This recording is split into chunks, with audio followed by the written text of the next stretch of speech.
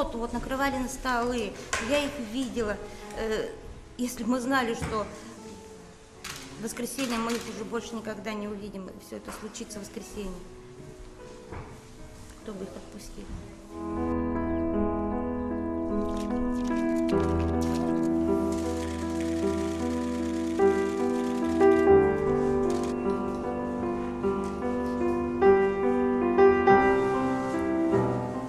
Мать, я понимаю прекрасно, что сейчас испытывают люди, которые хоронят своих детей. Прекрасно понимаю, что они испытывают.